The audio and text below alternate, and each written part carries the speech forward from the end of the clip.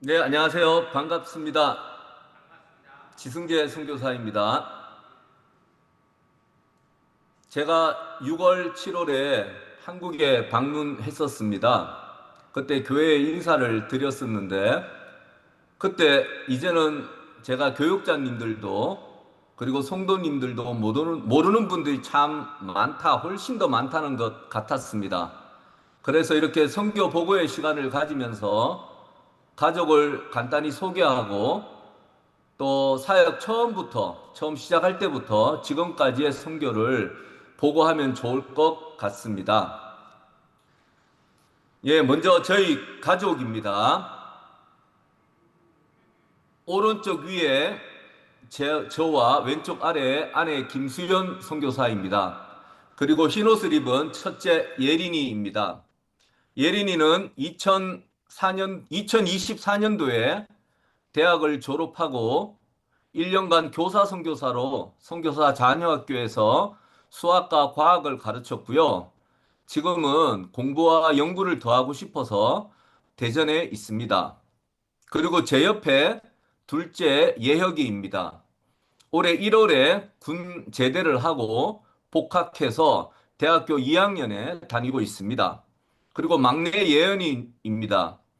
예은이는 지금 9학년, 그러니까 중3입니다.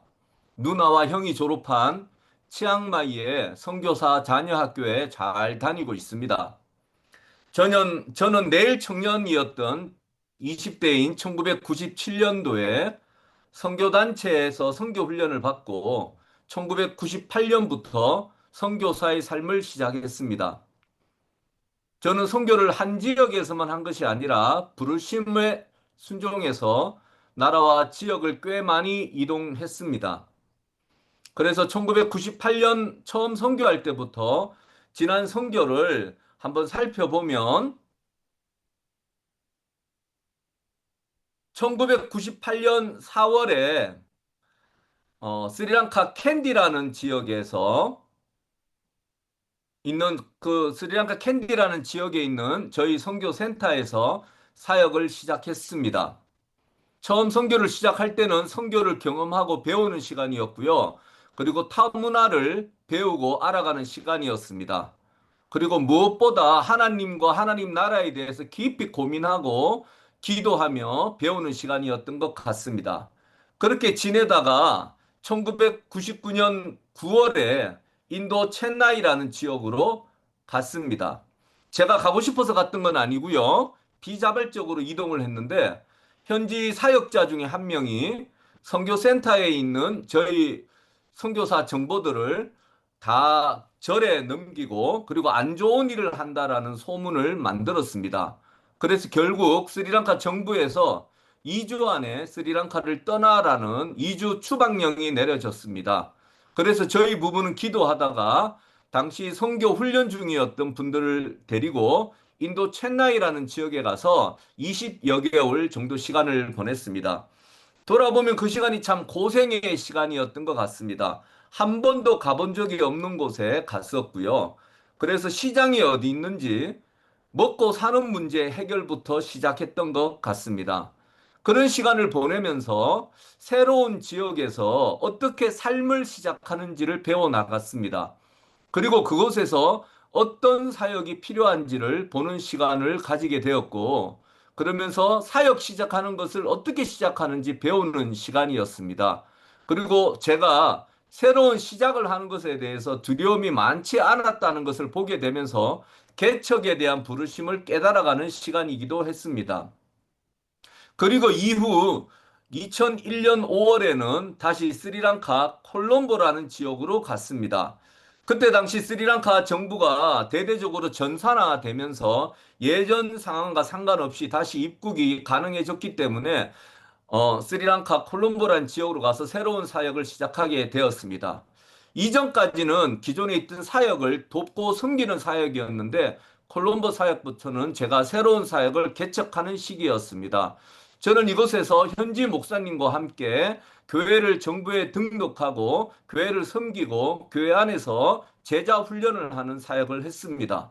이런 시간을 보내면서 제가 인도 첸나이에서의 경험과 콜롬보의 사역의 경험으로 저는 개척 사역에 대한 헌신을 하는 시기이기도 했습니다. 함께하는 현지 사역자와 선교사가 사역을 지속하도록 문을 열어주고 저는 또 다른 지역에 가서 그곳에 필요한 사역을 시작을 하는 그런 개척하는 비전을 가지게 되었습니다. 그래서 2006년도네요. 2006년 10월에는 스리랑카 누아렐리아라는 지역에서 새로운 사역을 개척하였습니다. 그곳에서는 또 홍차 노동자가 많이 사는 곳이었습니다. 그래서 그 마을들마다 교회를 개척하고 구제 사역하는 사역을 지속해 나갔습니다. 그렇게 사역을 하다가 새로운 돌파에 대한 고민을 하게 되었습니다. 이들이 예수님을 쉽게 믿기도 하지만 또 쉽게 예수님을 떠나는 것을 보면서 종교를 바꾸는 개정을 넘어서서 이들의 삶이 진정하게 변화되는 것이 어떤 것일까라는 고민을 하게 되었습니다. 그런 고민과 기도 끝에 비즈니스 선교를 해야 되겠다라는 생각을 하게 되었습니다.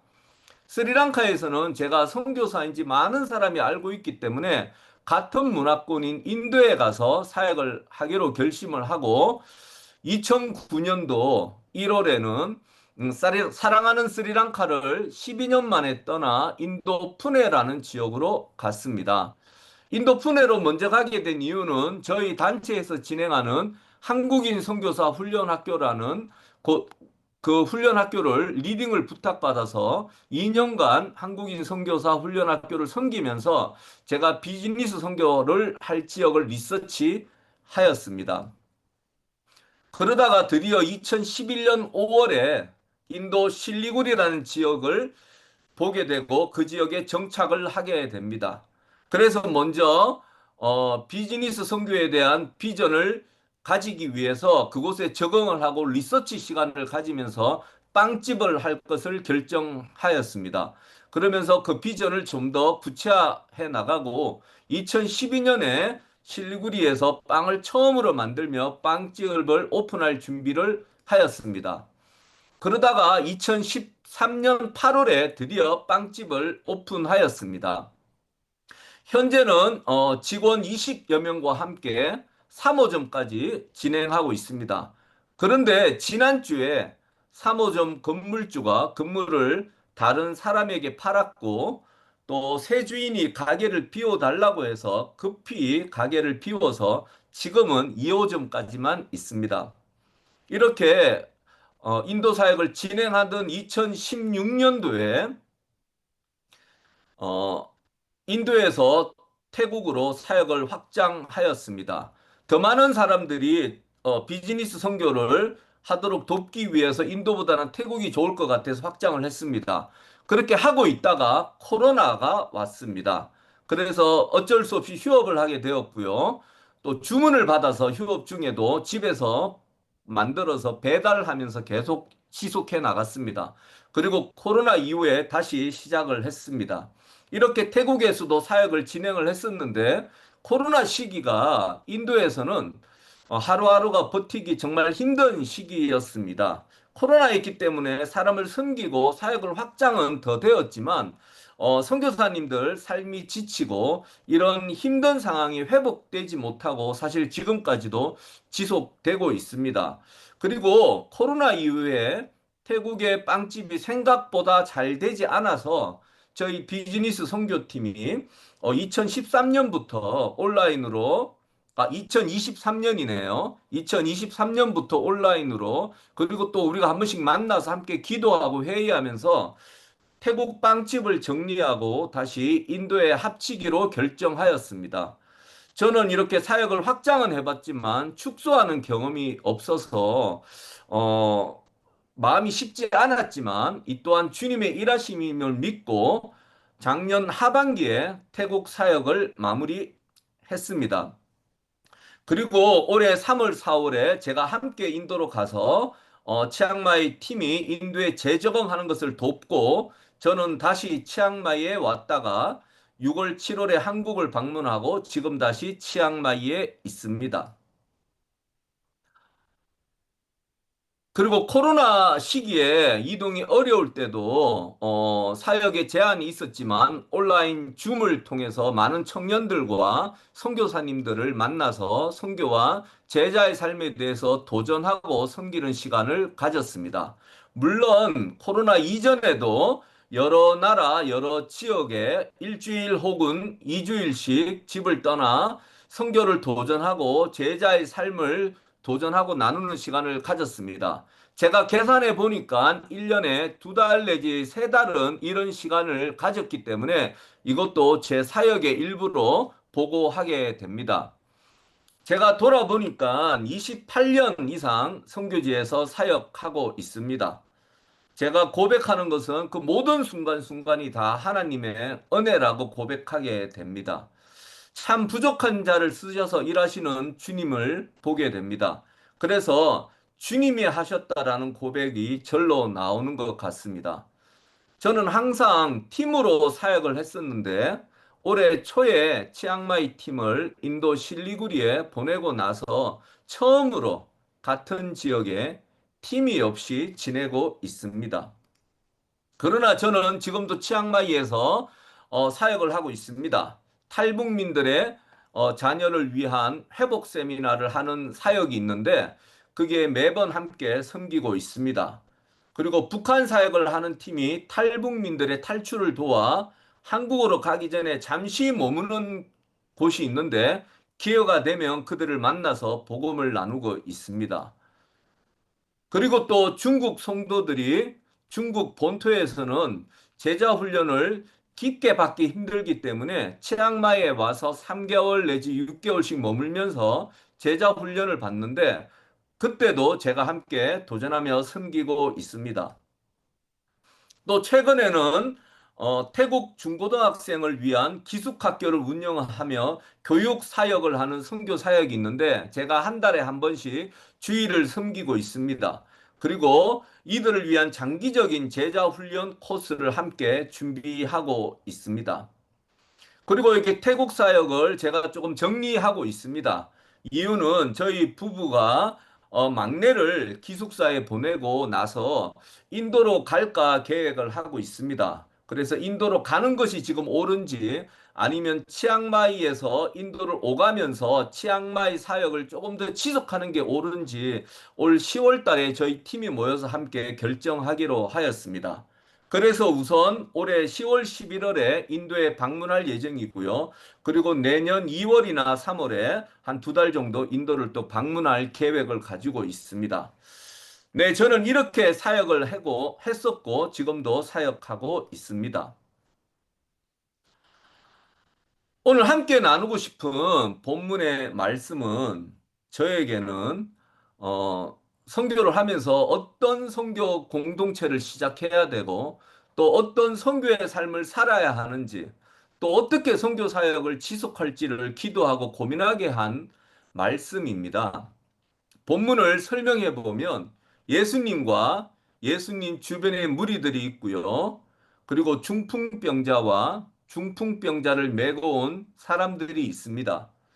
예수님 주변의 무리들 속에는 예수님을 비판하는 바리새인과 율법 교사, 서기관들도 있었지만 오늘 본문의 앞쪽을 보면 예수님이 베드로와 야고보와 요한을 부르시는 장면이 나오는 것을 볼 때 무리들 속에는 예수님을 따르는 무리들과 제자들도 있었던 것으로 추정할 수 있을 것 같습니다. 예수님을 만나서 고침을 받고 싶은 중풍병자를 사람들이 메고 왔습니다. 마가복음 2장에서는 중풍병자를 메고 온 사람이 네 사람이라고 설명합니다. 이 네 사람은 중풍병자가 예수님을 만나도록 도왔지만 무리들 때문에 길이 막혀 예수님께 나아가지 못하자 지붕으로 올라가 기와를 벗기고 중풍병자를 예수님께 달아내립니다. 예수님이 그러한 그들의 믿음을 보시고 고쳐주시는 것이 오늘 본문의 내용입니다. 먼저 18절의 말씀을 보면 중풍병자는 혼자 힘으로 예수님께 갈 수 없었던 것 같습니다. 네 사람이 중풍병자를 침상에 메고 갔기 때문에 중풍병자가 예수님 앞에 나아갈 수 있었습니다. 이렇게 중풍병자를 도운 네 사람을 보면서 믿음은 개인적인 것이 분명하지만 믿음의 시작은 누군가의 도움이 필요하기도 하다고 생각하게 되었습니다. 그리고 믿음, 신앙의 삶은 공동체의 적이다라고 생각하게 되었습니다. 중풍병자를 네 사람이 함께 맨 것처럼 선교도 혼자 하는 것이 아니라 함께 하는 것임을 저는 깨닫게 되었습니다. 그래서 저는 네 사람이 함께 협력하여 중풍병자가 예수님을 만나도록 도운 본문의 말씀처럼 저는 사역을 할 때 항상 팀으로 사역하는 것을 중요한 선교의 가치로 여겼습니다. 그래서 스리랑카 콜롬보, 누아렐리아, 그리고 인도 실리구리, 태국 치앙마이 사역들을 개척하고 사역을 지속할 때마다 팀으로 사역을 했고 또 팀으로 사역했기 때문에 이런 개척과 사역을 지속하는 게 가능했습니다. 물론 하나님이 좋은 선교사님들을 보내주셔서 함께 했기 때문에 가능했고요. 그래서 이 모든 것이 하나님의 은혜다. 그리고 하나님이 하셨다라는 고백을 하게 됩니다. 사역뿐만 아니라 우리의 삶, 그리고 자녀를 양육하는 거, 어려운 상황들, 좋은 상황들, 이 모든 것을 함께 나누며 기도하며 응원하며 서로를 세워가는 주 안에서 서로 사랑하는 가족과 같은 선교 공동체가 있다라는 것은 큰 힘이 됩니다. 이 마지막 사진은 이번 한국 방문을 마무리하는 7월 말에 내일교회 선교관에서 이틀 머물렀는데 이때 내일 카페에서 찍은 사진입니다. 스리랑카에서부터 함께 했고 지금은 말레이시아에서 사역하는 가족이 잠시 한국을 방문해서 일부러 저희를 만나러 대구에 왔을 때 박성은 이남경 집사님 두 분이 식사를 섬겨 주셨습니다. 이남경 집사님은 스리랑카에 단기 선교 오셨을 때 이 두 분이 아직 결혼하지 않은 싱글로 사역하고 계실 때 함께 만났던 분들입니다. 그래서 오랜만에 좋은 교제의 시간을 가졌습니다. 저희 모두 싱글로 선교 사역을 시작했지만, 이제는 가정을 이룬 대여섯 가정이 현재 부르심 안에서 여러 나라에서 사역을 하고 있습니다. 저희 부부는 이들을 만나고 듣고 격려하고 섬기고 있습니다. 그리고 이들이 주 안에서 강건하게 잘 사역하는 것 또한 저희에게는 중요한 사역의 일부입니다. 또 선교 현장 이후의 삶까지도 이들과 함께하는 것이 선교라고 믿고 주님께 구하고 있기도 합니다. 저는 내일 교회가 파송교회라기보다는 모교회라는 사랑과 포근함을 항상 느끼고 있습니다. 담임 목사님과 선교위원회로 섬겨주시는 분들뿐만 아니라 조금 전에 나누었던 항상 저희 가정을 풍성하게 세심하게 섬겨주시는 박성은 이남경 집사님도 계시고요. 그리고 차량으로 섬겨주시는 너무 감사한 양성진 장로님과 권혜란 권사님 부부도 계시고요. 항상 반갑게 맞아주시는 김대균 집사님도 계시고, 그리고 일일이 다 말할 수 없지만 먼저 다가와 주시고 수고했다고 말씀해 주시고 말없이 섬겨 주시는 장로님, 권사님, 집사님, 많은 성도님들이 계십니다. 청년 시절에는 이런 내일 청년 공동체의 은혜를 입었고 지금은 내일 교회는 저에게 이런 힘이 되는 좋은 공동체입니다. 이런 내일 공동체의 경험이 저에게 항상 큰 힘이 되었기 때문에 선교 현장에서도 그런 공동체를 꿈꾸며 지금까지 현지 사역자와 선교사가 함께 좋은 공동체를 이뤄 함께 사역하고 있는 것 같습니다. 그래서 내일 교회에 항상 감사한 마음을 가지고 있습니다. 사랑하는 내일 성도님들도 교회에 다양한 모임이 있는 걸 알고 있습니다. 예친도 있고 남녀 전도회도 있고 또 주차나 식사나 성가대 등 교회를 섬기는 다양한 모임을 통해서 교회를 섬길 뿐만 아니라 주 안에서 서로 간에 깊은 교제를 하고 삶도 함께 공유되어서 기도하고 격려하고 힘이 되는 또 도전이 되는, 그래서 궁극적으로 하나님이 영광 받으시고 하나님 나라가 확장되는 좋은 공동체의 일원으로 지속적으로 세워지시기를 바라게 됩니다. 또 19절의 말씀을 보면 무거운 침상을 함께 들고 또 길이 막히자 지붕에 올라가서 기와를 벗기고 예수님 앞에 병자를 달아내린 용기 있는 네 사람의 도전을 보게 됩니다. 사실 조금 다른 관점에서 이러한 행동을 비판하려고 하면 누군가는 무례하다라고 말할 수 있고 또 누군가는 잘못된 방법이라고 말할 수도 있는 것 같습니다. 또 누군가는 싫어하고 믿음이 아니다라고 말할 수 있지만 그러나 주님은 분명히 그들의 중심을 보셨고 그들의 믿음을 보셨습니다. 예수님을 만나게 돕고 싶지만 무리 때문에 들어갈 수 없었을 때 이들은 포기하지 않았고 도리어 창의적인 방법으로 또 적극적인 방법으로 할 수 있는 것을 용기를 가지고 행동하며 믿음을 보였습니다. 저에게는 이런 믿음의 도전이 바로 개척이었던 것 같습니다. 열심히 개척하며 달려왔고, 그리고 문득 뒤를 돌아보니까 개척한 그 지역들에서는 당시 함께 했던 분들이 여전히 진득하게 사역을 잘하고 계십니다. 사역이 진행되고 있고 확장되고 있습니다. 그래서 누군가는 개척을 하고 누군가는 사역을 지속하는 이런 것을 보면서 우리가 했다라는 생각이 전혀 없고 하나님이 하셨다, 하나님의 은혜라는 고백과 감사가 더욱 넘치는 것 같습니다. 그리고 제가 비즈니스 선교를 선택한 것, 이것 또한 용기 있는 도전인 것 같습니다. 빵을 만들어 판다라는 것은 제가 몰라서 가능했던 무모한 도전이었던 것 같습니다. 제가 처음에 빵을 만들어서 나눠주면 모두가 너무 맛있다고 좋아합니다. 그러나 사겠냐고 물어보면 아무도 대답을 안 합니다. 그래서 내가 만든 빵이 과연 팔릴 수 있을지, 또 안 팔려서 망하면 하나님 영광 가리고 또 우리는 너무 부끄럽고 우리가 선교 포기를 해야 되는 거 아니라는 걱정으로 한 치 앞도 보이지 않았습니다. 그러나 많은 사람들이 개종에서 끝나는 것이 아니라 진짜 삶이 변하는 도전에 대해서 기도하고 고민하며 선택한 비즈니스 선교였기 때문에 포기할 수가 없었습니다. 그래서 저희는 비전의 영상을 만들어 자주 함께 보며 기도하였습니다. 이 마지막은 저희가 만든 비전 영상을 마지막 부분을 캡처한 것인데 아마 교회에서도 여러 번 함께 상영한 것 같습니다. 이뿐만 아니라 저희는 또 글로, 그림으로, 영상으로 우리가 하나님께 배운 것을 정리하고 나아갈 방향을 잡고 지속적으로 이렇게 우리를 도전하고 있습니다. 지금은 이제 그 열매가 조금씩 맺히고 있습니다. 이렇게 개척과 비즈니스 선교 외에도 주님이 말씀하시면 순종하고 또 용기를 가지고 새로운 도전을 저는 해 나갈 것입니다. 사랑하는 내일교회 성도님들도 이런 믿음의 도전이 필요하다고 생각합니다.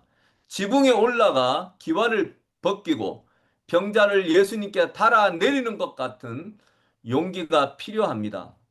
사랑하는 교회와 사랑하는 대구 땅을 보면서 또 나의 삶과 가족, 직장, 이웃, 주변을 보면서 하나님 나라를 위해서 내가 용기를 내야 하는 믿음의 도전이 무엇일지 기도하고 구하고 믿음의 첫 발을 시작을 하면 우리의 믿음을 보시고 주님은 분명히 일하실 거라고 믿습니다. 마지막으로 20절의 말씀은 예수님이 그들의 믿음을 보시고 죄사함을 선포하십니다. 여기서 그들은 의심할 여지 없이 중풍병자를 도운 네 사람입니다.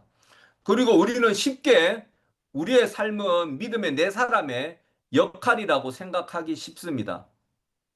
그러나 저는 생각해 보았습니다. 과연 우리가 중풍병자를 도운 믿음의 네 사람일까?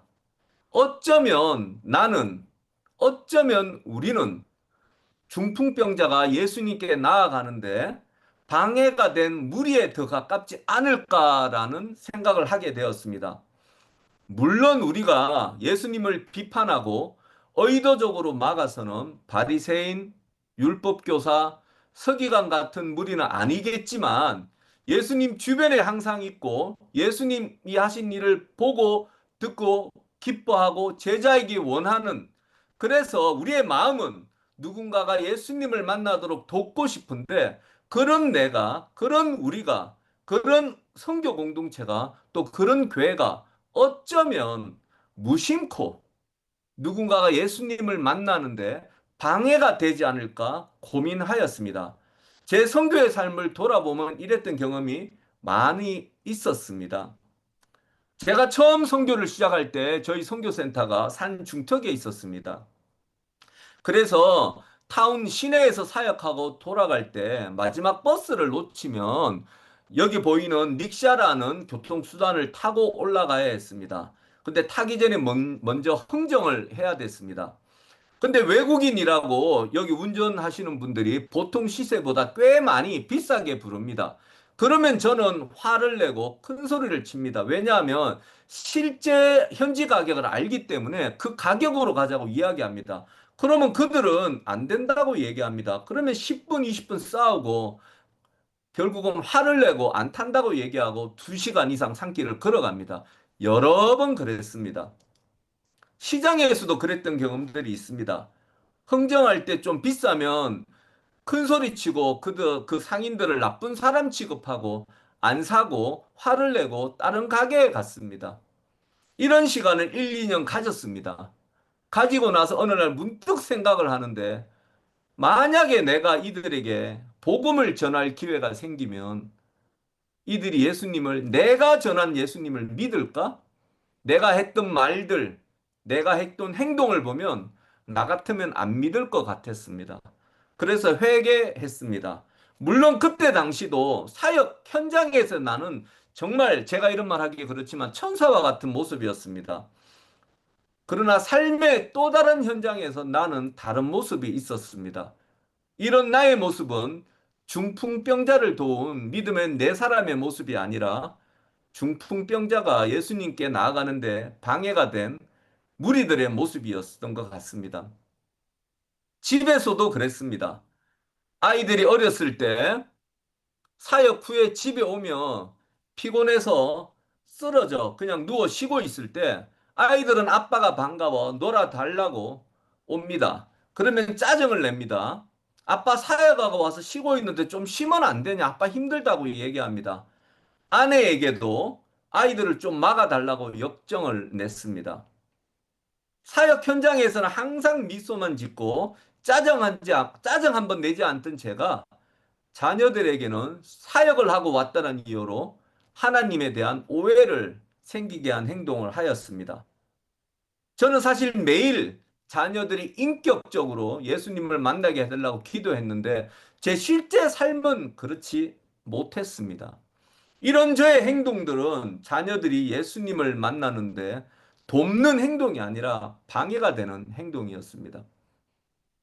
삶 속에서 나의 이런 모습들을 점점 발견해 가면서 겸손히 주 앞에 내 삶의 모든 영역을 조금씩 조금씩 드러내면서 내 삶을 주님 앞에 성찰하면서 조금씩 주님 보시기에 믿음 있는 삶을 살아가도록 기도하며 애쓰고 있습니다. 그러면서 저는 주님이 보시는 믿음은 무리들이 그냥 예수님 옆에 있는 것처럼 그냥 사역하고 사역 현장에 있고 그냥 교회에 있는 우리의 모습이 아니다라고 생각하게 되었습니다. 마가복음 12장 28절 이하의 말씀을 보면 예수님이 이렇게 말씀하셨습니다. 내 마음을 다하고 목숨을 다하고 뜻을 다하고 힘을 다하여 하나님을 사랑하고 내 이웃을 내 자신과 같이 사랑하라고 말씀하셨습니다. 하나님을 사랑하기에 사역을 하고 교회를 잘 섬기는 것은 정말 중요합니다.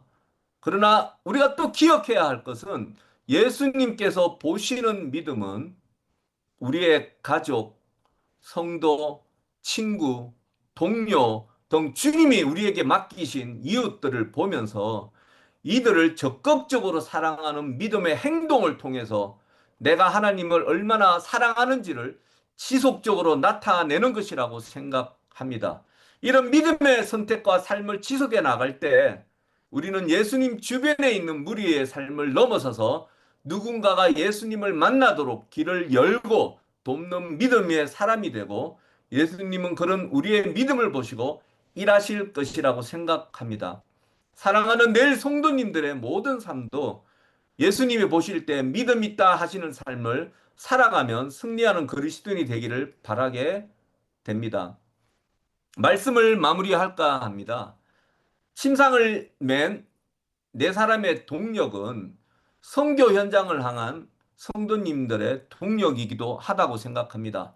저는 주님이 주신 부르심을 쫓아 나의 삶 전체가 주님 보시기에 합당한 삶이 되어가고 좀 주님이 맡기신 사역을 충성스럽게 감당하겠습니다. 사랑하는 내일 성도님들도 삶의 모든 영역이 주님 보시기에 믿음 있다 칭찬받고 또 저뿐만 아니라 선교사님들의 삶과 사역을 위해 함께 기도로 동력해 주시기를 부탁드립니다. 사랑하는 내일 성도님들도 각자의 부르심 안에서 기쁨으로 섬길 때 모두가 풍성해지고 서로를 세워가는 공동체가 되기를 기대합니다. 또 때로는 용기를 가지고 믿음의 도전을 하며 주님의 일하심을 경험하기를 기대합니다. 또 교회에서뿐만 아니라 삶의 전 영역에서 우리의 믿음을 보시고 주님 기뻐하시고 영광 받으시는 삶을 살아가는 모두가 되기를 간구하며 말씀을 맺겠습니다. 감사합니다.